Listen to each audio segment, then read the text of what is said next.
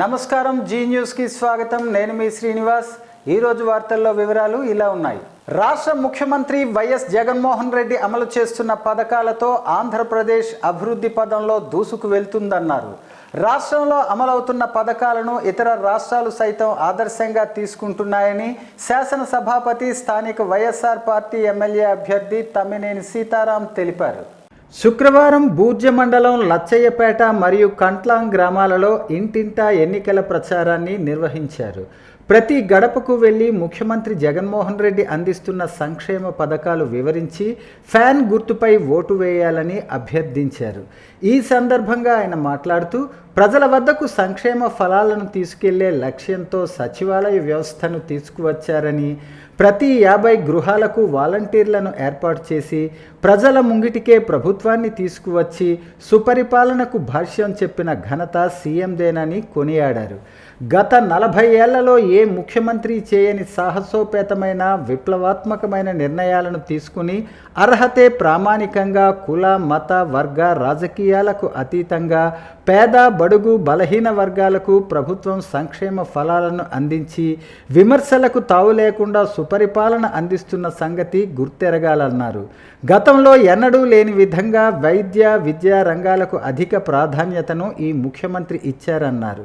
పేద ప్రజల పట్ల మనసు పెట్టి ఆలోచన చేసేవారే నిజమైన నాయకులని, ఆ కోవలోకి ఈ ప్రభుత్వం వస్తుందన్నారు. జగనన్న ఆరోగ్య సురక్ష పేరుతో 10 మంది వైద్యులు 105 రకాల మందులను ఉచితంగా ప్రభుత్వం అందిస్తుందని అన్నారు. ఇంటి వద్దకే వైద్యున్ని పంపి అవసరమైన శస్త్రచికిత్సలు నిర్వహిస్తున్నారని తెలిపారు. నాడు నేడు పేరుతో విద్యా వ్యవస్థలో అనేక మార్పులు తీసుకువచ్చి 5 నక్షత్రాల హోటళ్ల మాదిరిగా పాఠశాలలు రూపుదిద్దుతున్నాయన్నారు. మాజీ కౌన్సిలర్ పొట్నూరు వెంకటరమణ మంత్రి ధర్మాన సమక్షంలో వైఎస్ఆర్సీపీ పార్టీలోకి చేరారు. నీతికి నిజాయితీకి నిదర్శనం వైఎస్ఆర్ కాంగ్రెస్ పార్టీ అని రెవెన్యూ శాఖ మంత్రి ధర్మాన ప్రసాదరావు అన్నారు. మాజీ కౌన్సిలర్ పొందూరు వెంకటరమణ మంత్రి ధర్మాన సమక్షంలో వైఎస్ఆర్సీపీలో చేరారు. ఆయనకు వైఎస్ఆర్సీపీ కండువా కప్పి పార్టీలోకి ఆహ్వానించారు. పొందూరు రమణ చేరికతో నగర శాఖకు బలం చేకూరిందన్నారు. సమాజంపై అవగాహన, సేవా తత్పరత ఉన్న వ్యక్తి పొందూరు రమణ అని మంత్రి ధర్మాన అన్నారు. శ్రీకాకుళం నియోజకవర్గంలో నిజాయితీగా బ్రతికే వాళ్ళంతా వైఎస్ఆర్సీపీకి మద్దతు తెలుపుతున్నారు. ఎంతో ఆనందంగా ఉంది. ప్రజల మనసులు గెలిచేందుకు డబ్బు కాదు ముఖ్యం.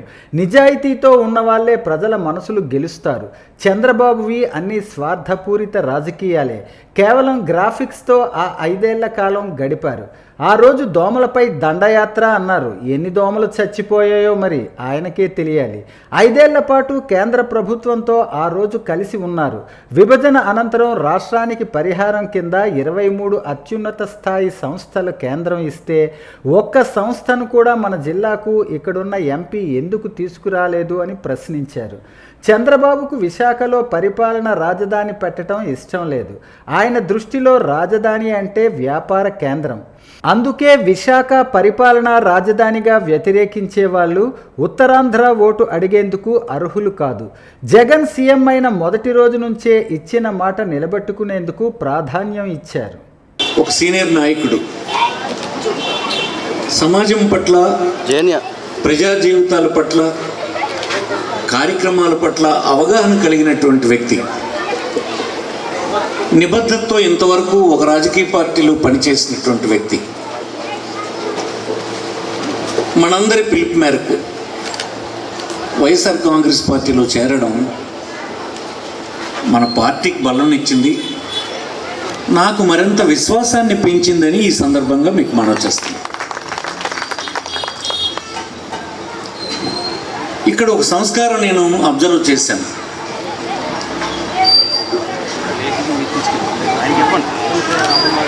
అతను పార్టీలో చేరడానికి ముందు నేను అనేక సార్లు ఆయన్ని పిలిచాను. చాలా సంవత్సరాల నుంచి పిలుస్తూనే ఉన్నాను. నాకు ఇక్కడ ఉన్నటువంటి శ్రీకాకుళం పార్లమెంట్ స్థానానికి వైకాపా ఎంపీ అభ్యర్థిగా పేరాడ తిలక్ శుక్రవారం 2 సెట్ల నామినేషన్లు దాఖలు చేశారు. ముందుగా 80 అడుగుల రోడ్డులోని ఆనందమయి ఫంక్షన్ హాల్కు పార్టీ మద్దతుదారులు, నాయకులు, కార్యకర్తలతో కలిసి టెక్కలి నుంచి ర్యాలీగా వెళ్లారు. టెక్కలిలో దువ్వాడ శ్రీనివాస్, నరసన్నపేటలో పార్టీ జిల్లా అధ్యక్షులు కృష్ణదాస్ శ్రీకాకుళంలో మంత్రి ధర్మాన ప్రసాదరావును కలిసి వారితో ర్యాలీగా చేరుకున్నారు. అక్కడి నుంచి స్పీకర్ తమ్మినేని, మంత్రి సీదిరి అప్పలరాజు, ఎమ్మెల్యే రెడ్డి శాంతి, జడ్పీ చైర్పర్సన్ పిరియా విజయ, ఎమ్మెల్సీ దువ్వాడ శ్రీనివాస్, నర్తు రామారావు పలువురు ముఖ్య నాయకులతో కలిసి ర్యాలీగా కలెక్టరేట్ చేరుకున్నారు. ఈ సందర్భంగా స్పీకర్ తమ్మినేని, మంత్రి ధర్మాన, సీదిరి అప్పలరాజు, కృష్ణదాసులతో కలిసి నామినేషన్ పత్రాలను కలెక్టర్కు తిలక్ సమర్పించారు. అసెంబ్లీ వైకాపా అభ్యర్థిగా ఎమ్మెల్సీ దువ్వాడ శ్రీనివాస్ శుక్రవారం నామినేషన్లు దాఖలు చేశారు. పార్టీ నాయకులు, కార్యకర్తలతో కలిసి భారీ ర్యాలీ నిర్వహించి సబ్ కలెక్టర్ కార్యాలయానికి చేరుకుని సబ్ కలెక్టర్కు 2 సెట్ల నామినేషన్ పత్రాలు సమర్పించారు. ఆయనతో పాటు సంతబొమ్మాలి జడ్పీటీసీ పాల వసంతరెడ్డి, నందిగాం పార్టీ ముఖ్య నాయకులు చక్రవర్తి తదితరులు పాల్గొన్నారు. పలాస తెలుగుదేశం పార్టీ, జనసేన, భాజపా కూటమి అభ్యర్థిగా గౌతు శిరీష పలాస తహసీల్దార్ కార్యాలయంలో నామినేషన్ వేశారు. పలాసలో ఈసారి తప్పకుండా తెలుగుదేశం జెండా ఎగరవేస్తామని గౌతు శిరీష ఉద్ఘాటించారు. సేవ్ పలాస, సేఫ్ పలాస అనే నినాదంతో రాబోయే ఎన్నికల్లో గెలుపొంది అన్ని వర్గాల వారిని ఆదుకుంటామని తెలిపారు. ప్రతి చేనుకు నీరు, ప్రతి చేతికి పని కల్పిస్తామన్నారు. తొలుత తెలుగుదేశం కార్యాలయంలో సర్వమత ప్రార్థనలు నిర్వహించి అనంతరం మత పెద్దల ఆశీర్వాదం తీసుకుని కార్యకర్తలు, నేతలు ఇంటి వద్ద ఆశీర్వదించారు. అనంతరం తెలుగుదేశం పార్టీ కార్యాలయం నుంచి బలపరిచిన వ్యక్తులతో వెళ్లి నామినేషన్ దాఖలు చేశారు. ఉమ్మడి శ్రీకాకుళం జిల్లా రాజాం నియోజకవర్గ టీడీపీ ఎమ్మెల్యే అభ్యర్థిగా మాజీ మంత్రి కొండ్రు మురళీమోహన్ నామినేషన్ వేశారు. రాజాం మండలం తహసీల్దార్కి బీఫామ్ అందజేశారు. ముందుగా రాజాంలో గల పోలిపల్లి అమ్మవారిని దర్శించుకుని చర్చిలో ప్రత్యేక ప్రార్థన చేశారు. భారీ జన సమూహం మధ్యలో ర్యాలీగా బయలుదేరి కార్యకర్తలు, పార్టీ పెద్దల సమక్షంలో నామినేషన్ వేశారు కొండ్రు మురళీమోహన్. విజయనగరం పార్లమెంట్ ఎన్డీఏ కూటమి అభ్యర్థి కలిశెట్టి అప్పలనాయుడు నామినేషన్ కార్యక్రమం సందర్భంగా అశోక్ బంగ్లాలో భారీ జన సమూహంతో సమావేశం నిర్వహించి అనంతరం భారీ ర్యాలీతో జిల్లా కలెక్టర్ కార్యాలయానికి వెళ్లి నామినేషన్ దాఖలు చేశారు. ఈ సందర్భంగా అప్పలనాయుడు మాట్లాడుతూ ప్రజల అమూల్యమైన ఓటును సైకిల్ గుర్తుపై వేసి అత్యధిక మెజారిటీతో గెలిపించాలని కోరారు. ఈ కార్యక్రమంలో మాజీ కేంద్ర మంత్రి వర్యులు పూసపాటి అశోక్ గజపతిరాజు, తెలుగుదేశం పార్టీ జాతీయ ఉపాధ్యక్షురాలు శ్రీమతి ప్రతిభా భారతి, సునీల గజపతి, విజయనగరం అసెంబ్లీ ఎన్డీఏ కూటమి అభ్యర్థి శ్రీమతి పూసపాటి అతిథి విజయలక్ష్మి గజపతిరాజు, నాయకులు, కార్యకర్తలు పాల్గొన్నారు. శ్రీకాకుళం నగరంలో గురువారం సాయంత్రం కూటమి ఎమ్మెల్యే అభ్యర్థి గొండు శంకర్ ఒకవైపు ప్రచారం నిర్వహించగా మరోవైపు కూటమి ఎంపీ అభ్యర్థి కింజరాపు రామ్మోహన్ నాయుడు సతీమణి శ్రీశ్రావ్య, ఎమ్మెల్యే అభ్యర్థి గొండు శంకర్ సతీమణి, నియోజకవర్గ తెలుగు మహిళా అధ్యక్షురాలు గొండు స్వాతి శంకర్ ప్రచారంలో పాల్గొన్నారు. విశాఖ బి కాలనీలో ప్రచారంలో పాల్గొన్న శ్రావ్య, స్వాతిలకు స్థానికులు అపూర్వ ఆదరణ లభించగా ఇరువురు కాలనీలో ఇంటింటా తిరుగుతూ బాబు సూపర్ 6 పథకాలను వివరించారు. అదేవిధంగా కూటమి అభ్యర్థి గొండు శంకర్ నగరంలోని 28వ డివిజన్ ఇన్ఛార్జ్ గుత్తు చిన్నారావు ఆధ్వర్యంలో డివిజన్ పరిధిలోని బాంబే కాలనీ, బాదుర్లపేట, కొత్తపేట తదితర ప్రాంతాల్లో పెద్ద ఎత్తున తరలివచ్చిన టీడీపీ, జనసేన, బీజేపీ శ్రేణులతో కలిసి పర్యటించారు. ఇంటికి వెళ్లి స్థానికులతో మాట్లాడుతూ వారి సమస్యలు తెలుసుకుంటూ బాబు సూపర్ 6 పథకాలు వివరించారు. ఈ సందర్భంగా ఆయన మాట్లాడుతూ రానున్న ఎన్నికల్లో ఎన్డీఏ కూటమి విజయం సాధించి అధికారంలోకి రావటం ఖాయమని చెప్పారు. మోదీ, చంద్రబాబు, పవన్ కళ్యాణ్పై ప్రజలు ఎంతో నమ్మకంతో ఉన్నారని ప్రచారంలో వస్తున్న స్పందనతో అర్థమవుతోందని చెప్పారు. వైకాపా పాలనపై తీవ్ర ప్రజా వ్యతిరేకత స్పష్టమవుతుందని పేర్కొన్నారు. రోజు రోజుకు కూటమి ఆదరణ రెట్టింపు అవుతూ వస్తోందని, ప్రతిరోజు వందల సంఖ్యలో వైకాపా శ్రేణులు, సామాన్య ప్రజలు టీడీపీలో చేరుతుండటమే ఇందుకు తార్కాణమన్నారు. నియోజకవర్గంలో ఎంపీగా రామ్మోహన్ నాయుడు, ఎమ్మెల్యేగా తనను భారీ మెజారిటీతో గెలిపించాలని కోరారు. ఈ కార్యక్రమంలో జనసేన నియోజకవర్గ కన్వీనర్ కోరాడ సర్వేశ్వరరావు, బీజేపీ రాష్ట్ర నాయకులు సెవ్వాన ఉమామహేశ్వరి, వివిధ డివిజన్ల ఇన్ఛార్జీలు, టీడీపీ, జనసేన, బీజేపీ నాయకులు, కార్యకర్తలు, అభిమానులు పాల్గొన్నారు. మహిళల జీవితాలు బాగుపడాలన్నా, వెలుగులు రావాలన్నా చంద్రబాబు మళ్ళీ ముఖ్యమంత్రి కావాలని కూటమి ఎమ్మెల్యే అభ్యర్థి గొండు శంకర్ సతీమణి నియోజకవర్గ తెలుగు మహిళా అధ్యక్షురాలు గొండు స్వాతి శంకర్ అన్నారు. గారమండలం శ్రీకూర్మాం పంచాయతీ పరిధిలోని యాళ్లపేట గ్రామంలో గుండ ప్రభాకర్, యాళ్ల శ్రీరాములు, యాళ్ల ధర్మారావు, యాళ్ల గారయ్య, కృష్ణారావు ఆధ్వర్యంలోను, రాఘవపురం గ్రామంలో ఎన్ని సూరిబాబు, సిహెచ్ రమణ, ఎన్ని గోవిందరావు, ముద్దాడ శ్రీరాములు, ఎన్ని రమణ ఆధ్వర్యంలో శుక్రవారం నిర్వహించిన ప్రజాగలం బాబు సూపర్ 6 ప్రచార కార్యక్రమంలో ఆమె పాల్గొన్నారు. పెద్ద ఎత్తున తరలివచ్చిన అభిమానులు, కూటమి శ్రేణులతో కలిసి పర్యటించిన స్వాతి శంకర్కు స్థానికులు బ్రహ్మరథం పట్టారు. ఈ సందర్భంగా ఆమె మాట్లాడుతూ, సంపాదనే లక్ష్యంగా, మద్యమే మార్గంగా సంపూర్ణ మద్య నిషేధ హామీని తుంగలోకి తొక్కి జగన్మోహన్ రెడ్డి 5 ఏళ్ల పాలన సాగిందని విమర్శించారు. అక్కా చెల్లెమ్మలంటూ నాసిరకం మద్యంతో వారి తాలిబొట్లతో ఆడుకున్నారని మండిపడ్డారు. కోతలతో అమ్మ ఒడి, వాతలతో నాన్న బుడ్డి పథకాలతో జగన్ పాలన రోత పుట్టించిందన్నారు. ఇటువంటి పరిస్థితుల్లో ఎన్డీఏను ఆదరించి చంద్రబాబును మళ్ళీ ముఖ్యమంత్రిని చేయాలని, శ్రీకాకుళం ఎంపీగా కింజరాపు రామ్మోహన్ నాయుడు, ఎమ్మెల్యేగా గొండు శంకర్ను అత్యధిక మెజారిటీతో గెలిపించాలని కోరారు. ఈ కార్యక్రమంలో టీడీపీ, జనసేన, బీజేపీ నాయకులు, కార్యకర్తలు, అభిమానులు పాల్గొన్నారు. పాతపట్నం నియోజకవర్గ కేంద్రంలో టీడీపీ, జనసేన, బీజేపీ ఆధ్వర్యంలో నిర్వహించిన ర్యాలీ జైత్ర యాత్రలా సాగింది. పాతపట్నం జనంతో హోరెత్తింది.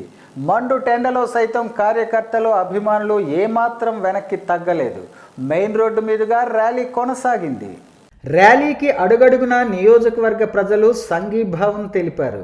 యువతీ యువకులు, వృద్ధులు సైతం డ్యాన్సులు వేస్తూ ర్యాలీలో ఉత్సాహంగా పాల్గొన్నారు. నామినేషన్ ర్యాలీకి అడుగడుగునా మహిళలు నీరాజనాలు పట్టారు. నియోజకవర్గం నలుమూలల నుంచి వేల సంఖ్యలో అభిమానులు, కార్యకర్తలు ద్విచక్ర వాహనాలపై జెండాలు కట్టుకుని ర్యాలీలో పాల్గొన్నారు. డప్పు శబ్దాలు, డీజే సౌండ్లు, సంప్రదాయ నృత్యాలతో జన జాతరను తలపించింది. అభ్యర్థి మామిడి గోవిందరావుకు సంఘీభావంగా 5 మండలాల ముఖ్య నేతలు, సర్పంచులు, ఎంపీటీసీలు, 3 పార్టీల కార్యకర్తలు భారీగా తరలివచ్చారు. పసుపు జెండాలు, టోపీలు ధరించి తెలుగుదేశం కార్యకర్తలు, అభిమానులు కార్యక్రమానికి హాజరయ్యారు. పాతపట్నం అసెంబ్లీ నియోజకవర్గ కూటమి అభ్యర్థి మామిడి గోవిందరావు నామినేషన్ కార్యక్రమం వేలాది కార్యకర్తల కేరింతల నడుమ శుక్రవారం ఉత్సాహంగా సాగింది. నేతలు 2 సెట్ల నామినేషన్ పత్రాలు దాఖలు చేశారు. ఎంపీ కింజరాపు రామ్మోహన్ నాయుడు సైతం ఈ కార్యక్రమంలో పాల్గొన్నారు.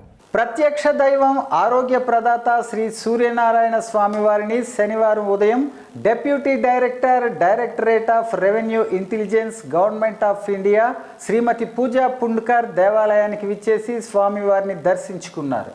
వారికి ఆలయ అర్చకులు ఘనంగా స్వాగతం పలికారు. తదుపరి ఆలయ అర్చకులు వేద మంత్రాలతో ఆశీర్వదించటం జరిగింది. వారికి శ్రీ స్వామివారి జ్ఞాపికను ఆలయ సీనియర్ అసిస్టెంట్ కృష్ణమాచార్యులు అందజేశారు.